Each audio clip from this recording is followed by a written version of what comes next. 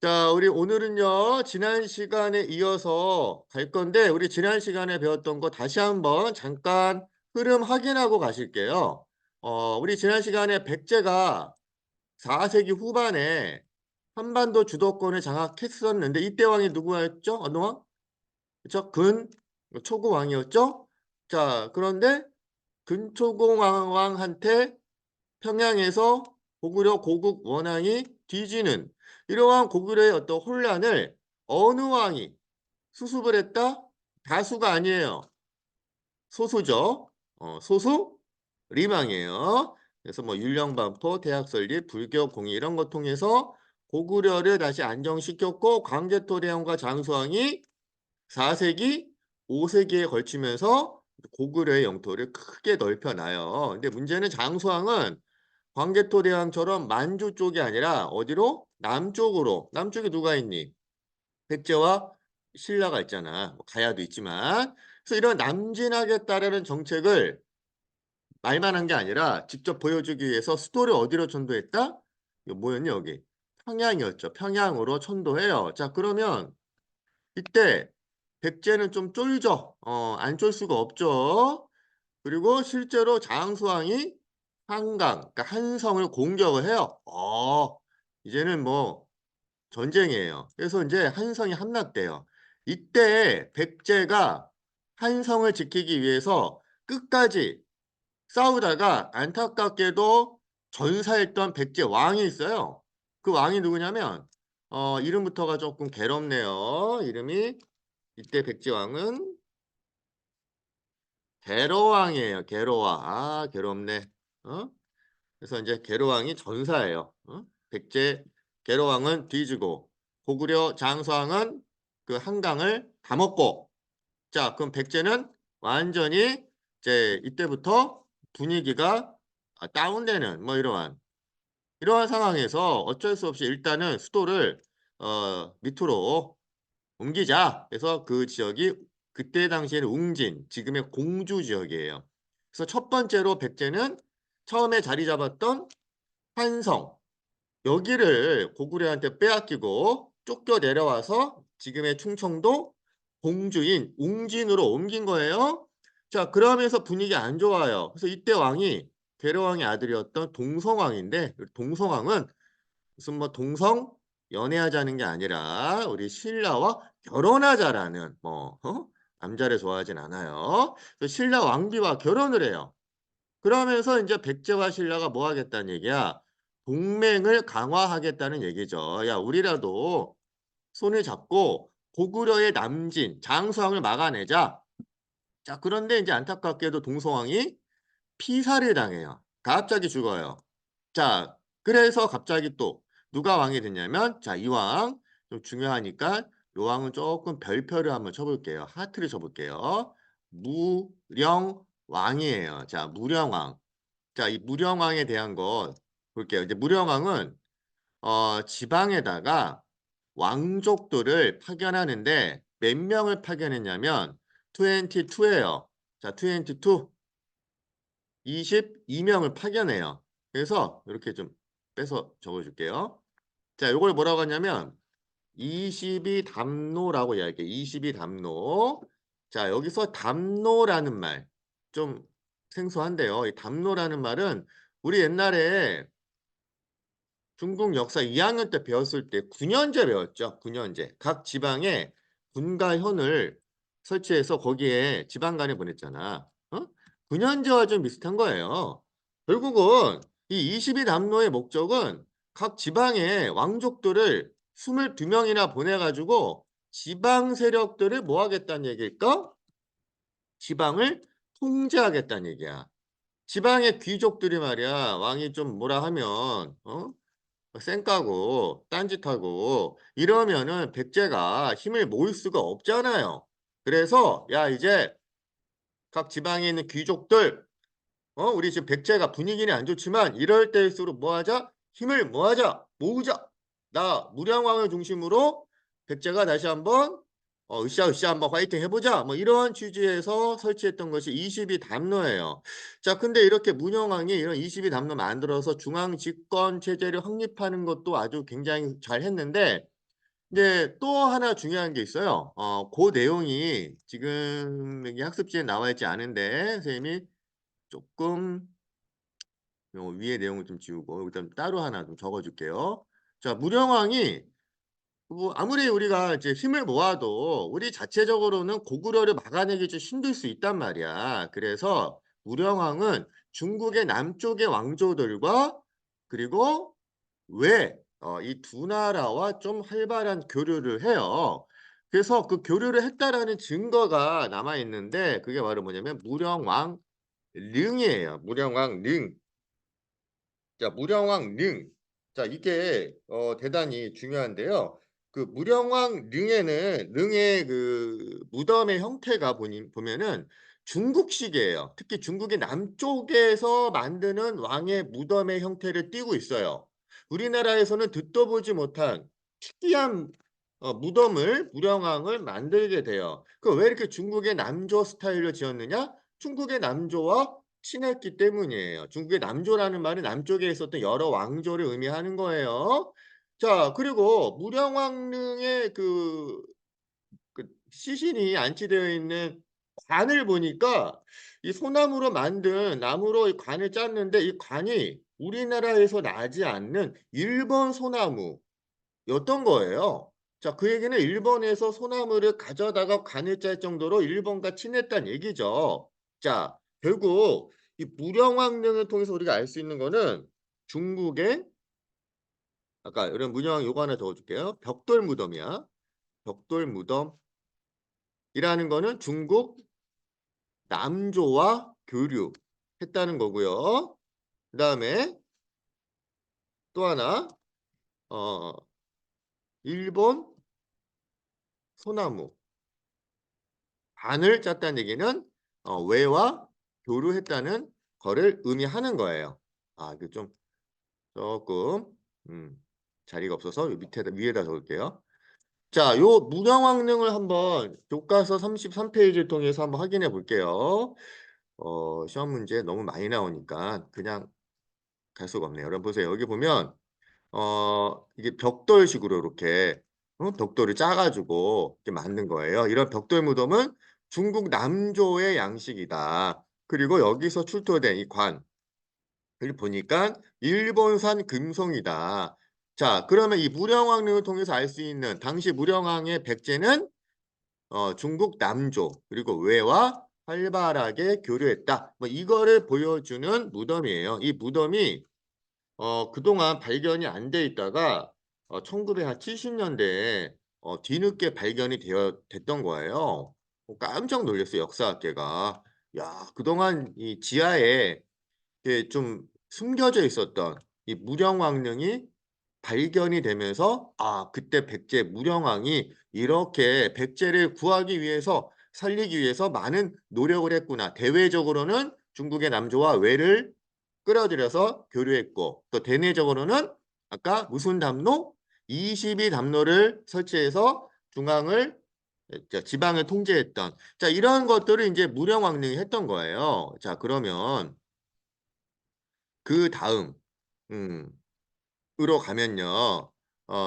그다음 백제는 인제 여기까지 하고요. 이제 신라로 또 넘어가네, 신라.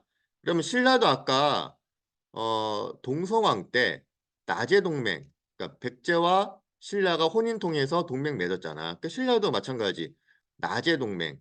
신라와 백제, 신라 백제. 그 나제 동맹이라고 해요. 이러면서 고구려의 남하를 좀 대비했고요. 자, 그다음에 이제 지중왕 너무 중요한 왕이 또 나오네요. 지중왕. 지중왕이라는 사람이 이제 여러 가지 일들을 통해서 또 신라의 힘을 어느 정도 이제 발전시켜요. 자, 그럼 먼저 이 지중왕 때 했던 거 볼게요. 자, 첫 번째 순장이라는 게 있네요. 순장. 그리고 순장이라는 거는 생매장하는 거예요. 누가 왕이 죽으면 같이 시중 들었던 사람들 다 같이 그냥 살아있는데 묻어버리는 거예요. 너무 끔찍하죠. 그리고 멀쩡한 사람을 결국 이제 죽이는 거 아니야. 사람 한 명 한 명이 아쉬운 판국에 이런 식으로 살아있는 인간을 왕이 죽었다고 해서 또 귀족이 죽었다고 해서 같이 뒤지게 하는 거는 좀 문제라 해서 이걸 금지시켰고요. 근데 우경. 그리고 우경은 이제 소가 밭을 갈게 하는 거예요. 소가 힘이 세잖아요. 같이 갈 때 소의 힘을 통해서 하는 거고요. 자, 그다음에 중요한 게 요 두 가지. 요건 별표 치세요. 자, 국호를 신라라고 지정했다. 그동안에 국호는 뭐였니? 사로국이었죠. 사로국에서 신라라고 국호를 이렇게 만든 거예요. 그러면 사로국이 좋아 보여, 신라가 좋아 보여? 신라가 좋아 보이죠. 이름부터가 신나잖아요. 아, 신나. 아, 신난다. 뭐 이렇게. 근데 원래 의미는 새롭다라는 뜻이고요. 망라한다는 뜻이에요. 그래서 신라라는 이름은 그 지역, 그 지난 지역을 총망라하는 그런 대단한 나라다라는 의미로 신라의 국호를 누가 지정했다? 지정왕이 누구다? 지증왕이에요. 자, 그다음에 왕이라는 칭호를 썼다. 그럼 왕. 그럼 왕 전에 신라는 국호를 뭐라고 했냐면 어 뇌물 때부터 마립간이라고 했죠. 마립간. 응? 마립간은 좀 창피하잖아. 다른 나라는 다 왕이라고 하는데 우리만 마립간이래. 그러니까 신라 입장에서도 아, 이게 뭐 다 왕들끼리 모이면 너는 누구니? 어느 왕이야? 난 마립간인데요. 마립간이 뭐야 이게? 그래서 우리도 중국처럼 고구려 백제처럼 왕이라는 칭호를 쓰자. 그래서 국호를 신라, 왕의 칭호를 왕이라고 지정을 누가 했다? 지증왕이 했다. 자, 그리고 나서 그 다음 내려가면 아, 우리가 율령이 없네. 그리고 아직도 불교를 안 믿네. 그래서 요 두 가지를 했던 마치 고구려의 소수리방이 율령반포와 불교 공인을 통해서 고구려를 다시 안정시켰던 그 일을 신라에서도 한 왕이 있어요. 자, 이 왕의 이름은 법을 만들고 불교를 부흥시켰기 때문에 이름부터가 그와 관련이 있어요. 그게 뭘까요? 법흥왕이에요. 법흥왕. 그래서 법흥왕은 두 가지 기억하시면 돼요. 뭘 기억하면 돼? 법을 만들었다. 그게 법이 뭐야? 율령이에요. 법은 율령과 같은 거죠. 그래서 법을 만들고 뭘 부흥시켰다? 불교를 부흥시켰다. 그래서 법흥왕이에요. 자, 그리고 금강가야가 고구려의 광개토대왕 때문에 침략을 당하면서 대단히 쇠퇴했잖아요. 그 쇠퇴한 금강가야의 숨통을 끊었던 왕이 법흥왕이에요. 그래서 금강가야의 왕들은 전부 다 신라 법흥왕에 항복하고 투항을 해요. 자, 그래서 가야 보세요. 가야. 가야는 아까 얘기했던 것처럼 광개토대왕 때문에 금강가야가 쇠퇴했고요. 자, 그래서 금강가야는 이미 법흥왕 때 완전히 망했죠. 그래서 이제 가야는 대가야로 고령 지방에 있는 대가야로 그 위치가 그 연맹 맹주가 옮겨지면서 이제 가야 연맹은 금강가야가 아닌 대가야를 중심으로 하는 후기가야 연맹으로 또 이제 변하게 돼요. 자, 그러면 다음 단어 삼국항쟁의 격화로 갈게요. 자, 백제 다시 간다. 백제. 아까 백제는 무령왕 때 22담로 설치하고 그다음에 외와 남조와 교류하면서 나름 안정을 취했는데 아, 이거 가지고는 안 돼. 응? 다시 우리가 새로운 국가가 되려면 수도를 수도를 다시 옮겨야 돼. 수도 옮기는 거를 천도라고 했잖아. 그 수도를 우리 공주에서 부여로 옮겨요. 자, 이 부여가 옛날 이름은 뭐라고 했냐면 성왕이 내가 수도 옮길 때 돈 필요해. 그럼 내가 사비를 좀 털어 볼게. 내 사비로 한번 내볼게. 그래서 그랬는지 성왕이라는 왕이 사비로 수도를 옮겨요. 그 사비가 지금은 뭐라고 불린다? 부여라고 불린다. 부여. 그래서 지금의 행정구역으로 따지면 공주에서 이제 부여로 옮긴 거예요. 수도가. 그러니까 공주는 옛날에 웅진이었죠. 웅진에서 또 사비로 이렇게 이제 옮긴 거예요. 계속해서 백제는 수도가 남쪽으로 내려오네요. 자, 근데 수도만 옮긴 것뿐만 아니라 우리 나라 이름도 백제라는 이름이 좀 별로 안 좋아 보였나 봐. 백제라. 백제 좀 약간 조금 이름이 좀 마음에 안 들었던 것 같아요. 그리고 백제라는 그 백이 원래 헌브레드 뜻이잖아요. 우리가 백 가구만 있는 게 아닌데 백제 좀 거시기 하네. 그래서 국호를 남부여로 바꾼 거예요. 자, 그 남부여는 옛날 부여가 있었고 그 부여가 이제 남쪽에 있는 부여다 해서 이제 남부여라고 한 건데 이렇게 한 이유가 실제로 백제를 세웠던 온조는 아버지가 주몽이었지만 주몽이 나를 버렸잖아요. 그래서 할아버지의 나라였던 부여의 나라였던 그 나라의 후손이다라는 생각을 갖고 있었나 봐요. 이런 것들이 또 어디에서 보면 찾아볼 수 있냐면 이 온조가 아버지 고주몽의 성씨였던 고씨를 안 따라요. 그래서 성씨를 뭐라고 했을까요? 아빠가 고씨인데 고주몽이 아들인 아들이니까 온조가. 근데 나는 할아버지가 좋아. 할아버지 나라가 좋아. 그래서 이 백제 왕의 성씨가 뭐였냐면 부여씨예요. 부여씨. 응? 그러니까 백제 왕은 다 부여로 시작하는 성을 따르는 거죠. 그래서 온조도 고온조가 아니라 뭐라고 했겠니? 부여 온조가 되는 거예요. 그래서 그 이후에 모든 왕들은 부여씨예요. 그러니까 왕의 성씨도 부여고 또 옛날 부여에서 백제가 왔기 때문에 나라 이름을 뭐라고? 남부여로 바꾼 거예요. 나라 이름. 아까 신라도 법흥왕이 사로국에서 신라라고 고친 것처럼 백제도 백제에서 남부여로 누가 고쳤다? 성왕이 고쳤다. 해서 성왕 그러니까 뭔가 이 성황리에 백제를 부흥시키기 위해서 수도도 사비로 옮겨 국호도 남부여로 바꿔 뭐 이러면서 뭔가 좀 백제가 다시 중흥기를 맞이할 것 같아요. 자, 게다가 이때 신라는 진흥왕인데 진흥왕이랑 백제의 성왕이랑 서로 동맹을 맺어요. 그래서 동맹을 맺을 때 야 우리가 고구려가 좀 너무 내려왔잖아. 여러분들 잠깐 우리 그 교재 32페이지 잠깐 보시고 가실게요. 자, 지금 32페이지 32페이지 자, 여기 있네요. 자, 여기 보면 지금 이렇게 웅진으로 왔다가 이제 더 내려와 이렇게 사비로 옮긴 상태에 성황 때까지 오면 색깔을 좀 바꿔볼게요. 자, 여기 지도에는 나왔지 않은데 여기가 이제 그 웅진 밑에 사비 지금의 부여라고 보면 돼요. 자, 지금 이 상황은 고구려가 남하했죠. 어디까지? 이 한강 이남까지 남하를 했단 말이에요. 이렇게. 근데 이제 백제의 성왕이랑 신라의 진흥왕이 동맹을 맺고 한강의 이북 지역은 어 신라가 한강의 이남은 백제가 뭐 이렇게 나눠 먹자 이렇게 된 거예요. 그래서 결국 신라 진흥왕과 백제 성왕이 동맹을 맺고 고구려를 몰아내요.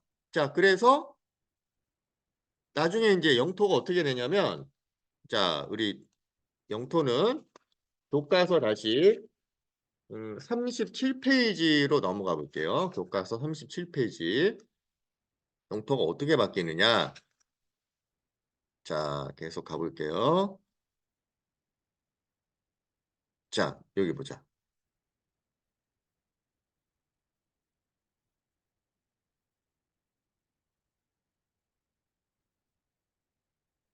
자, 잠깐만요.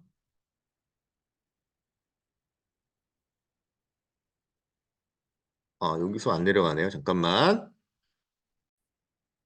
자, 이상하게 37페이지 지도가 거기서 자꾸 연결이 안 돼가지고요. 다시 그냥 32페이지 요 지도를 보면서 어떻게 바뀌는지 한번 선생님 직접 지도를 한번 국경을 나눠 볼게요. 자, 백제와 신라가 힘을 합쳐서 이때 백제는 어느 왕? 성왕. 신라는 어느 왕?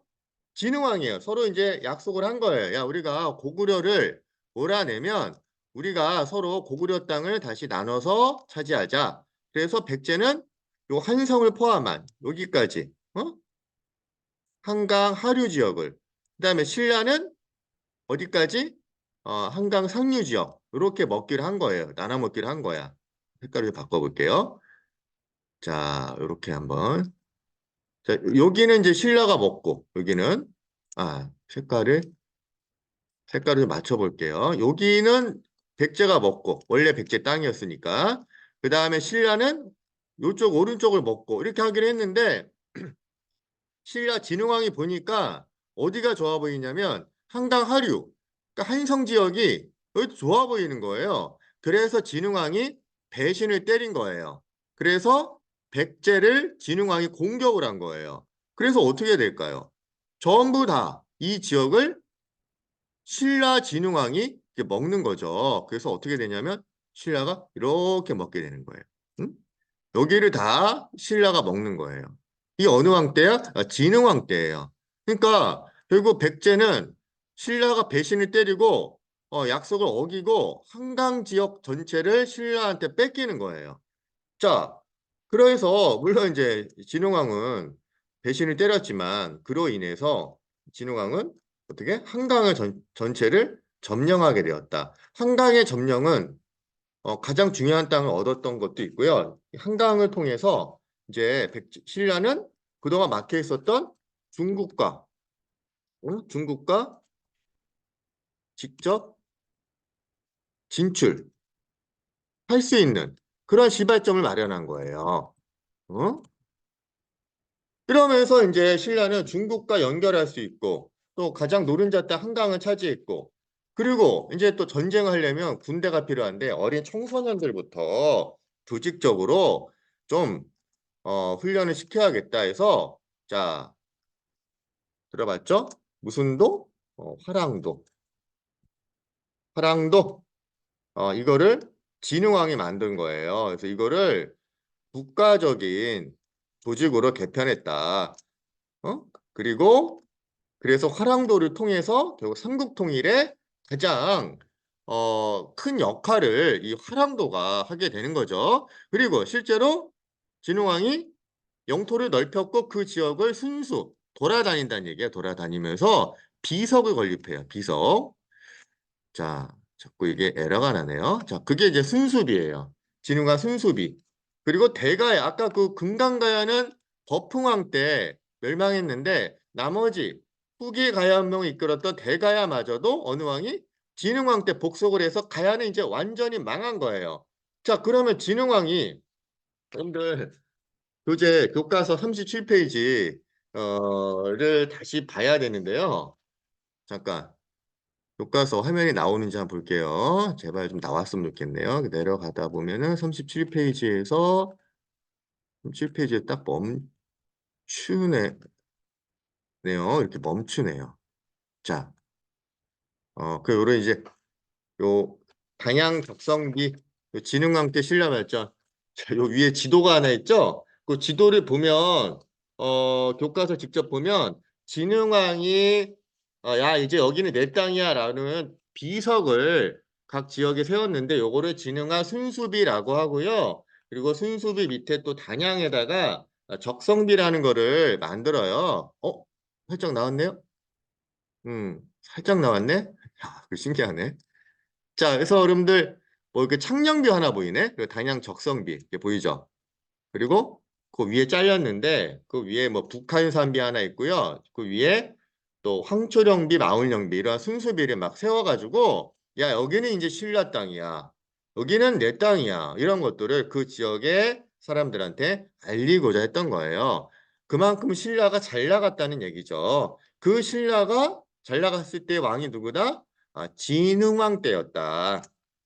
진흥왕이 이렇게 대단한 나라다. 여기 우리 땅이다라는 거를 알리기 위해서 이러한 비석을 세웠다. 라는 것까지 오늘 보고 마무리할게요.